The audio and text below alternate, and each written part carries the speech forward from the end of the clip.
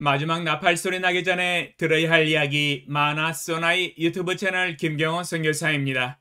안녕하십니까? 이 새벽에도 주님의 인자와 공율이 무궁하심으로 참으로 아름답습니다. 주님의 성실하심이 변함없이 항상 우리와 함께 하십니다. 오늘도 하나님을 예배하며 하루를 시작합니다. 날마다 새벽에 하나님과 동행하며 갖는 경건의 시간의 축복을 함께 나누는 시간입니다. 또한 어제 배운 하나님의 말씀을 어떻게 생활과 삶의 현장과 인격에 적용하고 실천했는지 간증하는 시간입니다. 어제는 마가복음 9장 2절로 8절을 통하여 하나님의 아들 예수님이 말씀하신 것을 귀로 듣고 순종해야 함을 배우는 시간이었습니다. 이 땅에서 살아가면서 가장 중요한 것은 하나님의 말씀대로 순종하는 삶입니다. 목숨을 걸어도 충분한 가치가 있는 삶입니다. 어제는 그동안 읽지 못했던 마가복음을 깊이 있게 통독하고 말씀을 묵상하는 것을 적용하였습니다. 마가복음을 모두 읽으면서 하나님의 음성을 깊이 있게 들을 수 있었던 하루였습니다. 저는 성경 읽기를 하면 영적인 피로감이 없어지고 하나님의 말씀으로부터 오는 새로운 힘을 공급받습니다. 마치 독수리의 날개침이 올라감 같은 새 힘입니다. 여러분도 성경 읽기의 축복을 삶에서 풍성하게 누리시기를 바랍니다. 그러면 오늘 새벽에 하나님과 동행하며 가졌던 경건의 시간의 교훈과 축복과 적용사항을 함께 나누겠습니다. 마가복음 14장 3절로 9절 예수께서 베다니 나병 환자 시몬의 집에서 식사하실 때에 한 여자가 매우 값진 향유 곧 순전한 나드 한 옥합을 가지고 와서 그 옥합을 깨뜨려 예수의 머리에 부으니 어떤 사람들이 화를 내어 서로 말하되 어찌하여 이 향유를 허비하는가? 이 향유를 300데나리온 이상에 팔아 가난한 자들에게 줄 수 있었겠도다 하며 그 여자를 책망하는지라. 예수께서 이르시되 가만두라. 너희가 어찌하여 그를 괴롭게 하느냐? 그가 내게 좋은 일을 하였느니라. 가난한 자들은 항상 너희와 함께 있으니 아무 때라도 원하는 대로 도울 수 있거니와 나는 너희와 항상 함께 있지 아니하리라. 그는 힘을 다하여 내 몸에 향유를 부어 내 장례를 미리 준비하였느니라. 내가 진실로 너희에게 이르노니 온 천하에 어디서든지 복음이 전파되는 곳에는 이 여자가 행한 일도 말하여 그를 기억하리라 하시니라. 주제: 사람들의 평가가 과연 옳은 것일까? 묵상 내용: 한 여자가 매우 값진 향유 곧 순전한 나드 한 옥합을 가지고 와서 그 옥합을 깨뜨려 예수님의 머리에 부었습니다. 아낌없이 쏟아부어 주 예수님을 영광스럽게 해드렸습니다. 그런데 이게 웬일입니까? 사람들의 비난이 빗발처럼 쏟아졌습니다. 왜 그 귀하고 값비싼 향유를 쓸데없이 낭비했냐는 것입니다. 어찌하여 이 향유를 허비하였느냐는 것입니다.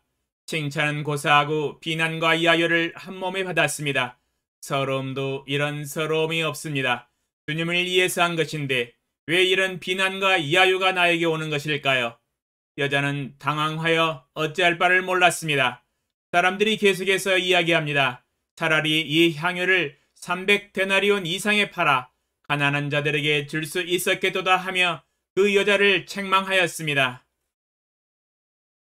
이제는 비난과 야유를 넘어서 여자의 행동이 완전히 잘못되었다고 책망을 하였습니다. 여자는 당혹스러웠습니다. 주님을 위한 헌신이 왜 어디서부터 잘못되었을까? 마음이 혼란스러우며 가치관도 미궁 속에 빠져버렸습니다. 그래도 주님 앞에서 한 행동이니 주님께서 현장에서 즉각적으로 평가를 해주십니다. 가치관의 혼란을 종합 총정리를 해주십니다. 그러나 예수님의 평가는 정반대였습니다. 예수님께서 이르시되 가만두라. 너희가 어찌하여 그를 괴롭게 하느냐? 그가 내게 좋은 일을 하였느니라. 그는 힘을 다하여 내 몸에 향유를 부어 내 장례를 미리 준비하였느니라. 내가 진실로 너희에게 이르노니 온 천하에 어디서든지 복음이 전파되는 곳에는 이 여자가 행한 일도 말하여 그를 기억하리라. 여자에게 비난과 야유와 책망을 했던 사람들을 도리어 책망하셨습니다. 여자의 믿음의 행위를 옹호하여 주시고 칭찬하여 주시고 제 평가를 해 주셨습니다. 왜 이렇게 사람의 평가와 하나님의 평가는 서로 상반되어 다를까요? 그 이유는 관점이 다르기 때문입니다.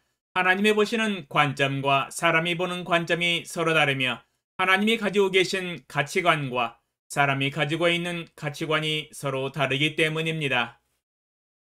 이 세상은 대부분의 사람들이 사람의 관점으로 모든 범사에 생각하며 사람의 가치관으로 인간적인 평가를 합니다.